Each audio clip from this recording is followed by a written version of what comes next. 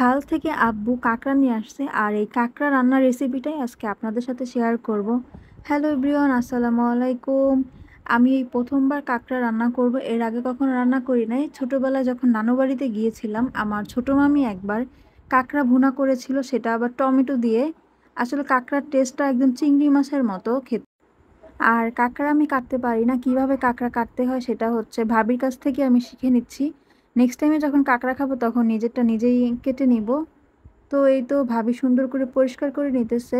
আমি বলতেছি সবগুলো ফেলার দরকার নেই, যা আছে সব কিছুই খেয়ে ফেলবো। উনি বলতেছে যে এগুলোর পা নাকি খায় না। আর কাঁকড়া সহজে মরেও না, পানি ছাড়াও কাঁকড়া বেঁচে থাকে অনেকক্ষণ। এগুলোকে মারতে হয় ডিপ ফ্রিজে রেখে।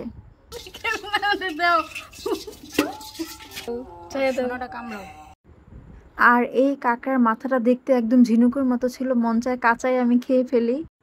আসলে কোরিয়ানরা যেভাবে সবকিছু কাঁচা কাঁচা খায় সেভাবে আমারও খেতে ইচ্ছা হয়। মাঝে মাঝে কোরিয়ানদের মতো শাকসবজি সিদ্ধ করেও খাই, যেগুলো আমি ভিডিওতে দেখাই না, মানুষ পাগল বলবে।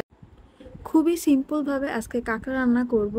তো এখানে 2টা পেঁয়াজ কুচি দিয়ে দিলাম, এরপরে পরিমাণ মতো তেল, আর হচ্ছে 2টা লবঙ্গ, 2টা এলাচ আর 2টা দারুচিনি দিয়ে এটাকে এখন ভেজে নিব। এরপর পেঁয়াজটাকে একটু বাদামি করে ভাজার পরে রসুন বাটা দিয়ে দেবো। এখানে আমি আদা বাটা দিব না। এরপরে 1 চামচ জিরা বাটা দিয়ে দিব। তারপরে 2 কাপ পানি দিব। 2 কাপ পানি বলতে এটা হচ্ছে উকলি, বরিশালে ওর ভাষায় বলে উরলি আর কি, নারিকেলের খোসা দিয়ে বানায়।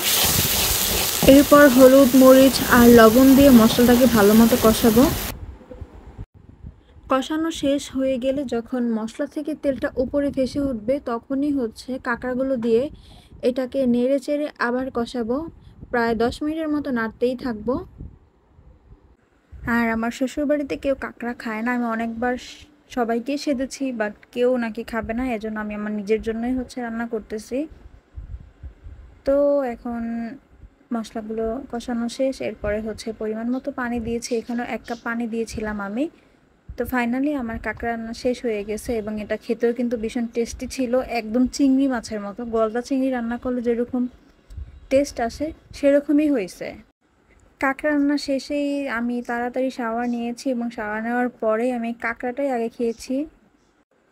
আর কাঁকড়াগুলো খাওয়ার পরে যে অবশিষ্ট যে ঝোলগুলো ছিল সেগুলো দিয়েই আমি একটা রুটি খেয়েছি।